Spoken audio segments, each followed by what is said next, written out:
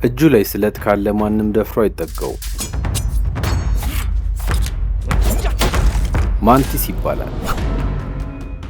ከእጁ ፍጥነት የተነሳ በሱ ቢላ የሚቆረጠው ሰው መቆረጡን እንኳን ሳያውቅ ነው ህይወቱ የሚያልፈው።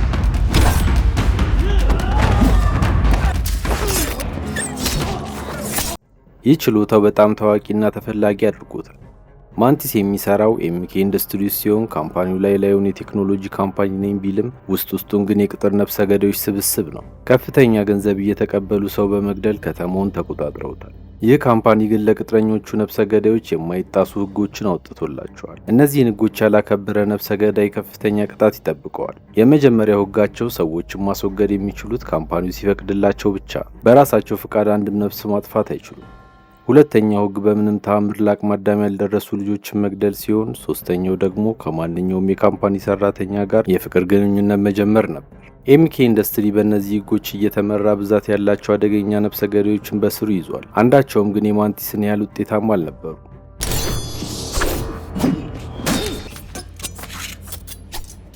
በእጁ የሚይዛቸው ሁለት ጥምዝ ቢላዎች ከሁሉም ለየት ያደርጉታል። በዚህ ቀን ታዲያ ማንቲስ ካለቃው አንድ አሳይመንት ተሰጠው። በካምፓኒ ውስጥ የሚሰሩ ሁለት ነፍሰ ገዳዮች ህጋቸውን ጥሰው ስለተገኙ በፍጥነት አድኖ እንዲያስወግዳቸው አዘዘው። እነዚህ ቅጥረኞች የካምፓኒውን ትልቁን ህግ ጥሰዋል። አንድ ስቶር ውስጥ ሲገቡ የስቶሩ ባለቤት በጩቤ ተወግቶ ለሞት እያጣጣረ ነበር። ይህ ቅጥር ነፍሰ ገዳይ ግን ለፖሊስ አልነበር የሚደወለው። ሰውየውን በመግደል ከስቃዩ ገላገለው። ይህ ተግባሩ የካምፓኒውን የመጀመሪያ ህግ ስለሚቃረን ነበር ማንቲስን የላኩባቸው። ጓደኛው መኪና ውስጥ በተቀመጠበት ገላግሎ ወደ ሁለተኛው ሲጠጋ እንደማይምሩት ስለገባው በሩጫ ለማምለጥ ሞከረ። ከማንቲስ እጅ ማምለጥ ግን ዘበት ነው። የሚሮጥበት አቅጣጫ ቀድሞ ገምቷል። በተረጋጋ ሁኔታ ፊት ለፊቱ ቆመ። ሰውየው ግን የማንቲስን ዝና የሰማ አይመስልም። ምንም እንደማያመጣና ከሱ እንደማይበልጥ እየነገረ አሾፈበት። ማንቲስ በተፈጥሮ ለንቀት ምንም ቦታ የለውም።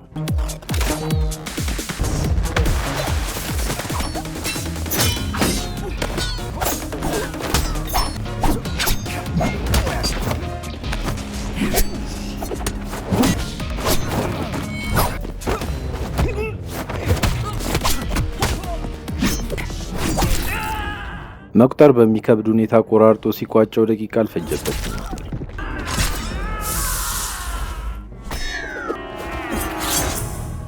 የተሰጠውን አሳይመንት እንዳጠናቀቀ ከዚህ በኋላ በካምፓኒ ውስጥ መስራት እንደማይፈልግና መልቀቂያ እንዲሰጠው አለቃውን ጠየቀው። ስሙ በከተማው እየናኘ በመምጣቱ ከዚህ ካምፓኒ ለቆ የራሱን ቢዝነስ ማቋቋም ዓላማ ነበር።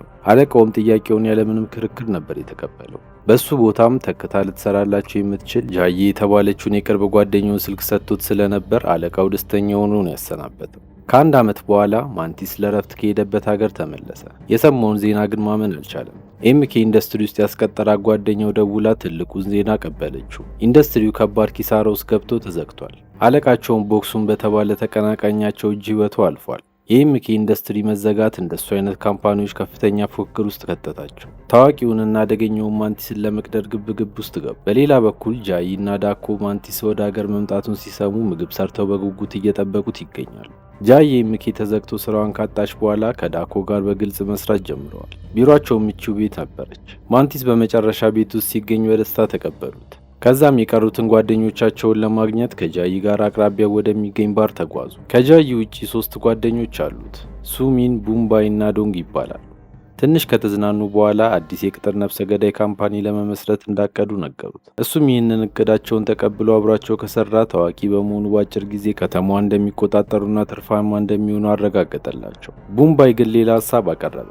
አመራር ላይ ጃይ ስለምትበልጠው የካምፓኒው መሪ እሷ መሆን እንዳለባት ሀሳብ ሰጠ። ማንቲስ በዚህ ጊዜ በብስጭት መጮህ ጀመረ። ጃይ ኃላፊነት ወስደ የካምፓኒው ፊት መሆን እንደሌለባት ግልጽ አደረገላቸው። መሪዋ እሷ ከሆነች ብዙ የግድያ ሙከራዎች እንደሚደረግባት ያውቃል። የቅርብ ጓደኛው እንደዚህ አይነት አስጊ ሁኔታ ላይ እንደማያስገባት በቆራጥነት አሳወቃቸው። ጃይ ጓደኛዬ ናት ይበል እንጂ ለእሱ ያለው ስሜት ግን ከዛ በላይ ነው። ጭራሽ ፍቅረኛ እንደያዘች ሲያቅ ደግሞ ውስጡ በቅናት መንቀልቀል ጀመረ። 1-2 እየተባሉ የተካረረ ንትርክ ውስጥ ገቡ። እሷም እልህ ውስጥ ገብታ መሪ መሆን እንዳለባት ገለጸችለት። በዚህ ጊዜ ማንቲስ ለመጨረሻ ጊዜ የተፋለሙበትን ፍልሚያ እያስታወሰ ምን ያህል ከሷ እንደሚሻል አስረዳት። ከብዙ ዓመታት በፊት ለኤምኬ ኢንዱስትሪ ለመቀጠር ሁለቱ ጓደኛሞች የእጅ ለእጅ ፍልሚያ አድርገው ነበር።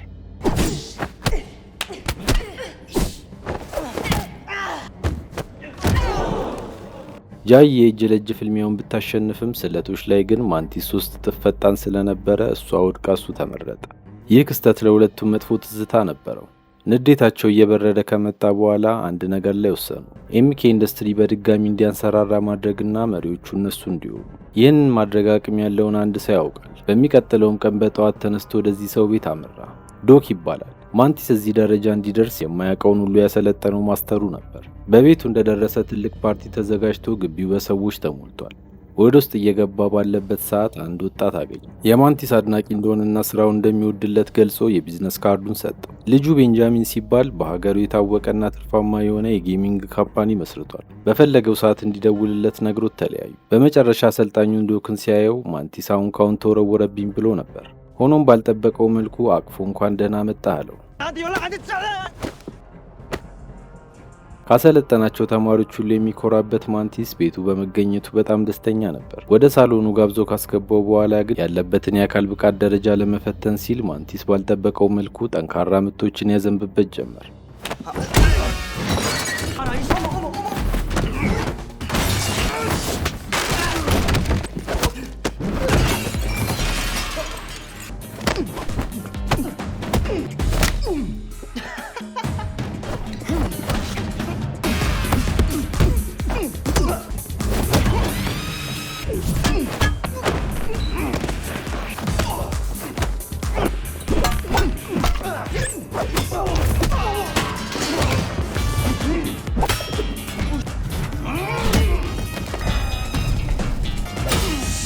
እስኪወጣላቸው ከተደባደቡ በኋላ መሬት ላይ ተቀምጠው ያሳለፉትን ሁሉ ማውራት ጀመሩ።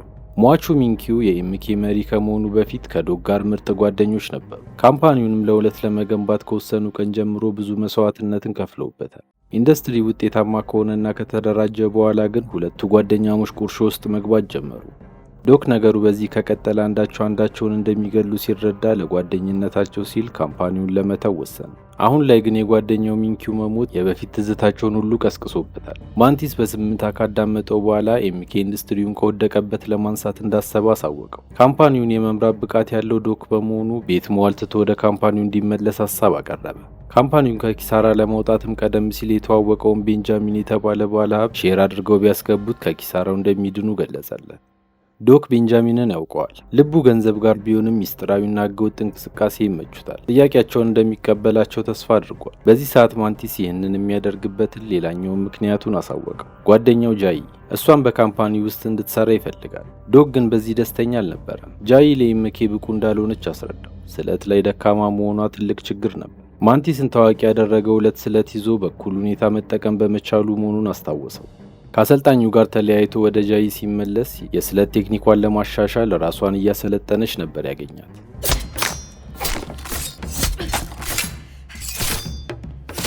በሩ ላይ ሆኖ የተወሰነ ደቂቃ ዝም ብሎ ካያት በኋላ ሁሉንም ነገር ትቶ ከሷ ጋር ከዜሮ የራሳቸውን ካምፓኒ ለመመስረት ወሰነ። ጃይ ግን አሁንም ባሉበት ደረጃ የትኛውም ኢንቨስተር ለቢዝነሳቸው የሚያስፈልገውን ገንዘብ እንደማይሰጣቸው አስረዳችሁ። ማንቲስ ጭንቅላቱ ወዲያውን ወደ ቤንጃሚን ነበር ሄደው። ከፍተኛ ሀብት ስላለው በተጨማሪም የማንቲስን ተሰጥኦ ስለሚያደንቅ የሚያስፈልጋቸውን ገንዘብ እንደሚሰጣቸው አልተጠራጠረም። ይህንን አሳምኗት የቀሩትንም ጓደኞቹን ሰብስቦ የዛን ቀን ወደ ቤንጃሚን ካምፓኒ አመሩ። ያሰቡትን የቢዝነስ እቅድ በዝርዝር አስረዱት። መልሱ ግን ቅስማቸውን ነበር የሰበረው። ችሎታቸውን የፈለገው ሰው ለማስገደል አልነበረም። እሱ የሚሰራቸው ጌሞች ላይ እንቅስቃሴያቸውንና ገጸ ባህሪያቸውን ወስዶ የአክሽን ጌም መፍጠር ነበር አላማው። ማንቲስን ያናደደው ግን እሱ አልነበረም። ቤንጃሚን በስብሰባቸው ላይ ለጃይ የተለየ ፍቅር ስሜት እንዳለው በግልጽ ነገራት። በዛን ሰዓት የቅናት ስሜት ወረረው። እንደውም ከሱ ጋር ምንም ስራ ከዚህ በኋላ እንደማይሰሩ በቁጣ ተናግሮ ስብሰባውን ለቆ ወጣ። ይሄ ውሳኔው ጓደኞችን ሁሉ አስቆጥቷል። ቤንጃሚን አለ የተባለ ባለ ሀብት ነው። ከሱ ጋር የማውራት እድል እንኳን ብዙዎች አያገኙም። እንደዚህ አይነት እድልን ለጃይ ባለው ፍቅር ምክንያት ማበላሸቱ በተለይ ዶኒያንን አሳርሮታል፣ ተስፋ አስቆርጦታል። ለዚህም እነሱን ትቶ ወደ ቤንጃሚን በመመለስ ያቀረበለትን ፕሮፖዛል ተቀብሎ ለሱ ለመስራት ወሰነ። ደግነቱ ሱሚንና ሙምባይ ግን አልካዱትም።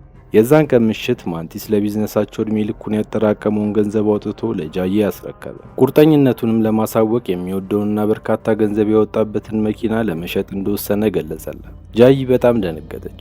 ማንቲስ የቅንጦት ህይወቱን ምን ያህል እንደሚወድ ታውቃለች። ለቢዝነሳቸው ሲል ያለውን ሁሉ መስጠቱን በጣም አስገርሟታል፣ ከብዷታል። ይህንን ሁሉ መስዋዕትነት የሚከፍለው ስለሚወዳት ብቻ ነው ይመሰላል። እሱ ግን ለራሱ ሲል እንዳደረገው ደጋግሞ አረጋገጠላት። የራሱን ካምፓኒ መስርቶ ከኤምኬ በላይ ትርፋማ ማድረግ የሁልጊዜ ህልሙ እንደሆነ አስረዳት። ስራቸውን ለመጀመር ምንም ጊዜ አልፈጀባቸውም። ማንቲስ ታዋቂና ተፈላጊ ቅጥር ነፍሰ ገዳይ በመሆኑ ወዲያውኑ ነበር ከስተመሮችን ማግኘት የጀመሩ። ሶስቱን አባሎቹን ከሰበሰበ በኋላ እንደሚገደሉት ሰዎች አደገኝነት አሳይመንቱን ማከፋፈል ጀመረ። ማንቲስ እና ጃይ በጣም አደገኛ የተባሉትን ሲወስዱ፣ ሱሚ ደግሞ ቀለል ያሉትን ወሰደች። የሙምባይን ችሎታ ገና በደንብ ሊተማመንበት ባለመቻሉ የቢሮ ውስጥ ስራ በመስጠት ወደ መጀመሪያ አሳይመንታቸው ተሰማሩ። ሁሉም በየፊናቸው የተሰጣቸውን ሰዎች ሲያስወግዱ አሉ። በእጃቸው ያሉትን አሳይመንቶች ተወጥተው ከጨረሱ በኋላ ግን ስራ እየቀዘቀዘ መጣ።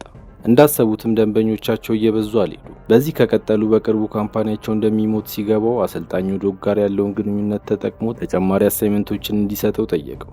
ዶክ የማንቲስን ምክር ሰምቶ ኤምኬ ኢንዱስትሪን ከወደቀበት ለማንሳት መሪ ሆኖ እየሰራ ይገኛል። በዚህ ቀን ማንቲስ አደገኛ የተባለውን አሳይመንት ለሱ እንዲሰጠው ጠየቀው። እሱም የኤምኬ ኢንዱስትሪን አያልነት ወደ ቦታው እንዲመለስ ከረዳው አሳይመንቱ እንደሚሰጠው ቃል ገባለት። በተመሳሳይ ሰዓት አንድ ደንበኛቸው ጃይ ጋር ደውሎ እንዲገሉ ያዘዛቸውን ሰው እንዲተውት ጠየቀ። ማግኘት ያለባቸውን ያህል ስራዎች እየተቀበሉ ባለመሆኑ የዚህ ስራ መሰረስ ጃይን አናደዳት።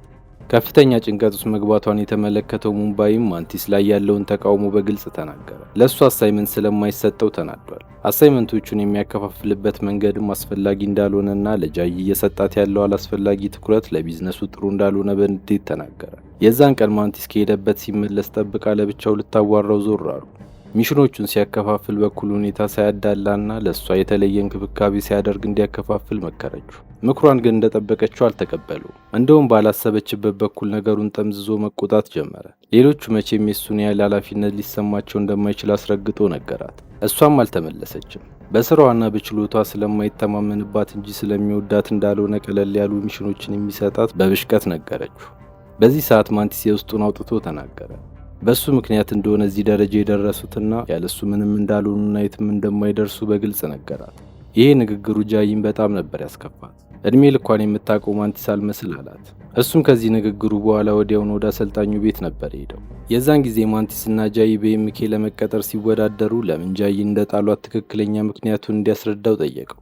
ዶክም ጃይን ለምን እንደጣሏት ነግሮት የማያውቀውን እውነት በመጨረሻ ተናገረ። በጊዜው ጃይን ኢንተርቪው እያደረጋት በውስጡ ያለውን ከፍተኛ ያለህና የፈለገችውን ከማድረግና ከማሳካት ወደ ኋላ እንደማትል ፊቷ ላይ ተረዳ።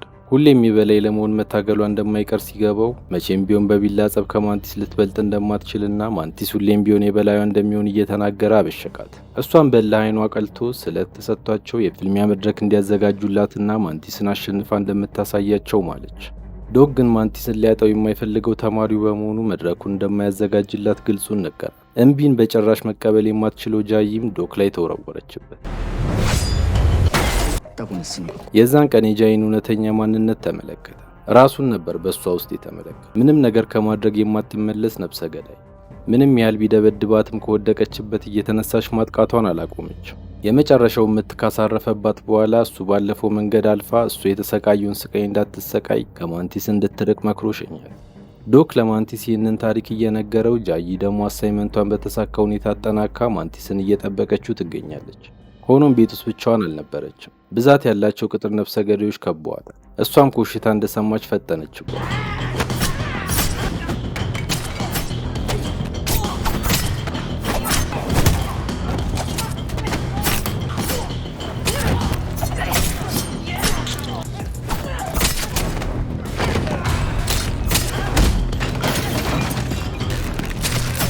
ብዙዎቹም በማይሞት እልዋ በጀግንነት ብትዋጋቸውም ብዛታቸው ግን አዳክሟታል። እንደምንም ያንደኛውን ጭንብል ስትወልቅ የተመለከተችውን መቀበል አቃታት። ቀደም ሲል ክዷቸው ለቤንጃሚን ለመስራት የወሰነው የቅርብ ጓደኛዋ ነበር። አሁን ሊገላት መጥቷል። ጃይ ለወሬ የሚሆን ሰዓት እንደሌላት ሲገባት ያለ ርኅራኄ ዶንን ገላገለችው። በዚህ ሰዓት ቤንጃሚን ከጋርዶቹ ጋር ሆኖ ቦታው ላይ ተገኘ። ይሄ ሁሉ የጃይን የፍልሚያ ብቃት ለመፈተን ነበር ያደረገው። የችሎታዋን ጥግ በዚህ ፈተና በሚገባ ያረጋገጠ ይመስላል። ማንቲስን ጥላ ከሱ ጋር ከሰራች ከፍተኛ የሆነ ገንዘብና ስልጣን እንደሚሰጣት ቃል ገባላት። በሚቀጥለው ቀን ጠዋት ጃይ ባህሪዋ ሁሉ ተቀያይሮ ነበር ወደ ቢሮ የገባችው። የት እንደነበረች ጠየቃት። እሷም የጠየቀበትን መንገድ ስላልተመቻት አለመመለስን መረጠች። ማንቲስ እንዳለቀ የጠየቀው እንድትመልስ በቁጣ አዘዛት። ጃይ ከቁጥጥር ውጭ ወጥታ ምንም የመሪ ባህሪና ብቃት እንደሌለው ነገረች። ይህ ጸባቸው ተጋግሎ ከረጅም ዓመት በኋላ እርስ በርስ ለመጨረሻ ጊዜ ፍልሚያ ለማድረግ ወሰኑ። ፍልሚያው ማን ኃያል እንደሆነና መሪ መሆን እንዳለበት ይወስናል። በሌላ በኩል ከቢሮ እንዳይወጣ የታዘዘው ቡምባይ የሁለቱ አደገኛ ነፍሰ ገዳዮች ጸብ እንዴት እንደሚያልቅ ስላጓጓው ጸቡን ለማየት ሮጠ። በድብቅ ፍልሚያውን በስልኩ ለመቅረጽ ተዘጋጅቶ መጠባበቅ ጀመረ።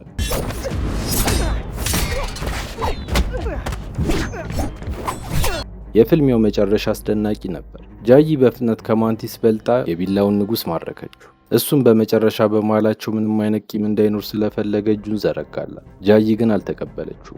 ሁለቱ ጓደኛሞች ከዚህ በኋላ የየራሳቸውን መንገድ መረጡ። ጃይ ቤንጃሚን የሰጣትን እድል ተቀብላ በካምፓኒ ውስጥ ስራ ጀመረች። ዓላማዋን በሱ ካምፓኒ ስር የራሷን ቢዝነስ መጀመር ነበር። በሌላ በኩል ደግሞ ማንቲስ ከሱሚን ጋር ቀርቷል። ቡምባይ ደግሞ እሷን ማንቲስን ጥላ ወደ ቤንጃሚን እንድትሄድ የቻለውን ሁሉ እየሞከረ ነው። የማንቲስ ካምፓኒ ምንም ተስፋ እንደሌለው እየደጋገመ ቢነግራትም ታማኟ ሱሚ ግን የረጅም ዓመት ጓደኛዋን ለገንዘብ ብላ እንደማትተው አቋሟን ግልጽ አደረገች።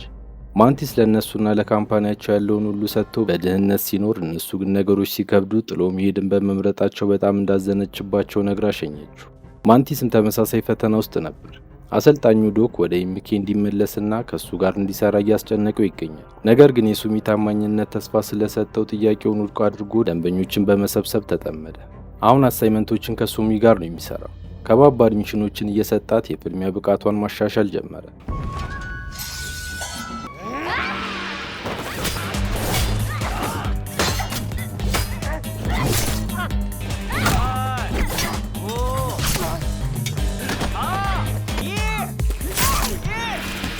በዚህ መልኩ ስራቸው ቀጥሎ ትኩረትን መሳብ ጀመሩ። ብዙም ሳይቆይ በአገሪቱ የሚገኙ የቅጥር ነፍሰ ገዳዮች ካምፓኒ በሙሉ ስብሰባ አደረጉ።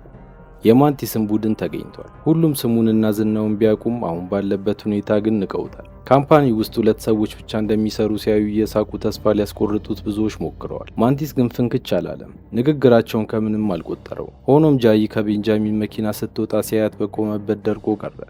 ይባስ ብላ ባጠገቡ እንዳልተፈጠረ አልፈው ስትሄድ ጭራሽ አይኑን ማመን አልቻለም። ሁሉም ቦታው ላይ ተገኝቶ ስብሰባው ሲጀመር ዶክ መድረኩ ላይ ወጥቶ በሀገሪቱ ውስጥ ይህንን ስራ የሚሰሩ ካምፓኒዎች በሙሉ ማክበርና መከተል ያለባቸው ሕጎች ማውጣት እንዳለባቸው አሳሰበ። በዚህ ሰዓት ጃይ ያስቆመችው።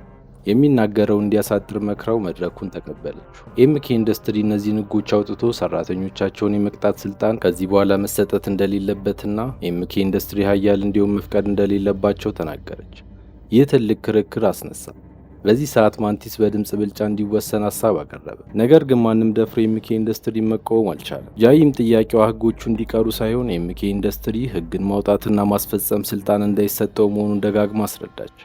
ካምፓኒው ይህንን ስልጣኑን ተጠቅሞ የራሱን ጉልበት ለማፈርጠም ብዙ ጊዜ እየተጠቀመበት እንደሆነ የተለያዩ ማስረጃዎች አቀረበች። ዶክ በዝምታ ካዳመጣት በኋላ አንድ መልስ መለሰ። ስርዓት ማስከበር ያለበት ከሁሉም ጠንካራ የሆነው ካምፓኒ እንደሆነ ሲናገር ጃይ ደስ አላት። እሷም ይህንን ነበር የምትፈልገው። ስለዚህ ጠንካራው ካምፓኒ እነሱ መሆኑን ለማስመስከር የአንድ ለአንድ ፍልሚያ ለማድረግ ወሰነች። ዶክም ለፍልሚያ ተዘጋጅቶ ወደ እሷ ቀረበ። ጸቡ ሲጀመር ግን ማንቲስ ዘሎ መሃል በመግባት ሊያድናት ሞከረ። ዶክን ማሸነፍ እንደማትችል ያውቃል። ይህ ስራው እቅዷን በሙሉ ስላበላሸው ስብሰባውን ጥላ ወጣች። ሁሉም ወደ የከተማው መበታተን ሲጀምር ማንቲስ ወደ ዶክ በመቅረብ በስብሰባው ላይ ስለረዳው ለውለታው መልስ ተጨማሪ አሳይመንቶች እንዲሰጠው ጠየቀው። አሳይመንቱ ግን የረጅም ጊዜ ጓደኛውን ማስወገድ እንደነበር ያወቀው ቆይቶ ነው። በምንም ሁኔታ እንደማይገለው አግኝቶ አስረዳው። ይልቁንም በድብቅ ከሀገር እንዲጠፋና ተመልሶ እንዳይመጣ አስጠነቀቀው። ውሳኔው ነፍሱን እንደሚያሳጣው ሁለቱም ያውቃሉ። ጓደኛው ለሱ ህይወት ራሱ መስዋዕት እንዲያደርግ እንደማይፈቅድለት እየነገረ አጥብቆ ቢቃወመውም ማንቲስ ግን በጉልበቱ አሳመነው። በተመሳሳይ ሰዓት ቤንጃሚን ስብሰባው ላይ ባደረገችው ግብግብ በጣም ደስተኛ ሆኖ እያሞገሳት ይገኛል። ጃይ ከዶክ ጋር ባደረገችው ግብግብ ካምፓኒያቸው ትልቅ መነጋገሪያ ሆኗል። ሀያልነታቸውን ለማስከበርና ስልጣኑን ከኤምኬ ኢንዱስትሪ ለመንጠቅ መሪውን ዶክ እስከ ሞት ድረስ ለመፋለም ጥሪ ያደረጉለት። ጃይ ካሸነፈች ህጎቹን የሚያወጣውና ጥፋተኞችን የሚቀጣው የቤንጃሚን ካምፓኒ ይሆናል። ዶክ የግብዣውን ጥሪ እንደደረሰው መጀመሪያ ለማንቲስ ነበር የደወለው። ስለ ግብዣው ሲሰማ ከቁጥጥር ውጭ ሆነ። ዶክን ወክሎ ጃይን እስከ ሞት ድረስ እፋለማታለሁ ብሎ ጮኸ። ስልኩን ከዘጋው በኋላ ጃይ ለመጨረሻ ጊዜ ለማውራት ወስኖ በድብቅ ወደ ቤቷ አመራ። እንዳገኛት ይህንን ያህል ለምን እንደጠላችሁ ጠየቃት። አልመለሰችለትም። ሞቴን ይህን ያህል ትፈልጊዋለሽ ወይ አላት። በዚህ ሰዓት ውስጥ ያመቀችው ጥላቻዋ ወጣ። ለአመታት ማንቲስ ከሷ እንደሚበልጥ ሲነገራትና በሄዱበት ሰዎች እሱን ሲመርጡ ማየት በጣም እንድጠላው እንዳደረጋት ግልጽ አደረገችለት። እሱ ግን አልተዋጠለትም። ግብዣውን ለዶክ የላከችው እሷ ሳትሆን አለቋ ቤንጃሚን እንደሆነ እርግጠኛ ነበር። እውነቱን እንድትነግረው ያወጣጣት ጀመር። በተመሳሳይ ሰዓት ማንቲስ መግደል የነበረበት ጓደኛው ሰተት ብሎ በኤምኬ መስሪያ ቤት ተገኘ። እንዲገደል ትዕዛዝ እንደተላለፈበት በማስታወስ ራሱን አሳልፎ ሰጠ። ዶክ በዚህ ተናዷል። ማንቲስ የተሰጠውን አሳይመንት አለመወጣቱን ሲያቅ የዛኑ ምሽት አግኝቶት ትዕዛዙን ስላልፈጸመ ከሱ ጋር እስከ ሞት የሚያደርስ የአንድ ለአንድ ፍልሚያ ለማድረግ ቀን ቆርጠው ተለያዩ። በሚቀጥለው ቀን ማንቲስ ስለቶቹን ታጥቆ ወደ ፍልሚያው አዳራሽ አመራ። ዶክ እየጠበቀው ነበር። ለጃይም ትልቅ ወጥመድ አዘጋጅቶላታል። ጃይ ምንም እንደምጠላው ቢያቅም እንድትጎዳ ባለመፈለጉ ከአሰልጣኙ ዶክ ጋር የሞት የሽረት ትግል ውስጥ ገባ።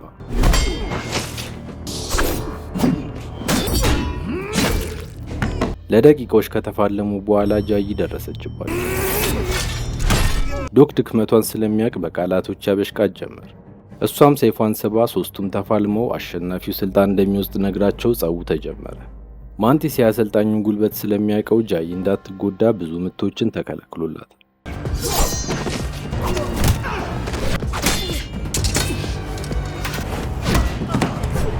እሷ ጋር ግን ይህ ስሜት አልነበረም። ያለ ርኅራኄ ነበር ልትጎስት ሞክሬ ነበር።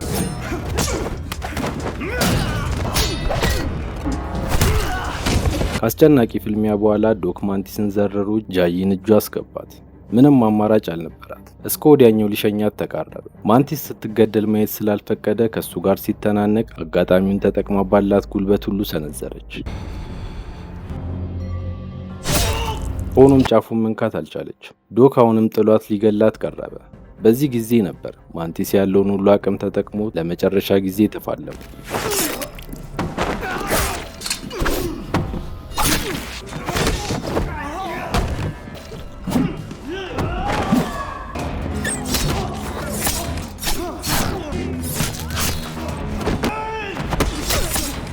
በገሪውን ዶክ በማይታመን ፍጥነት ቆራርጦ አንበረከከው። አሰልጣኙን ጨክኖ መግደል ግን አልቻለም። ስለዚህ ሊምረው ወሰነ። ራሱን ከኤምኬ አሰናብቶ አገር ለቆ እንዲጠፋ መከረው። በዚህ ሰዓት ጃይ አጋጣሚውን ተጠቅማ የግሏን ዓላማ ለማሳካት ዶክን በተንበረከከበት ገላገለችው። አይኗ በእንባ ተሞልቷል። ለምን እንዳቅመ ቢስ ሁሌ እንደሚደርስላት ጠየቀችው። ሁሌ እየተሸነፈላት ህይወቷን እንዳመሰቃቀለውና በሱ ጥላ ስር ለመኖር እንደተገደደች ገለጸችለት። እሱም የምትፈልጊውን ሁሉ አግኝተሻል እንኳን ደስ አለሽ ብሏት ወጣ። በሚቀጥለው ትዕይንት ቤንጃሚን ንግግር እያደረገ እናያለን። ጃይ ለካምፓኒያቸው ባመጣችው ድል በሀገሪቱ ኃያሉ ካምፓኒ ሆነዋል። ቤንጃሚን ላመጣችው ድል በተደጋጋሚ እያደነቃት ነበር። ከጀርባው ግን እሱንም ለመገልበጥ እያሰበች እንደሆነ አልገባው። አለ የተባለውን ቅጥር ነፍሰ ገዳይ ቀጥራበታለች። እሱም ማንቲስ ነበር። እስከ መጨረሻው ስለተከታተላችሁኝ አመሰግናለሁ። ምንም አይነት ሐሳብና አስተያየት ካሉት ኮሜንት ላይ ለማስቀመጥ ወደ ኋላ ይበሉ። ቪዲዮውን ላይክ እና ሰብስክራይብ በማድረግ ያበረታቱን። አመሰግናለሁ።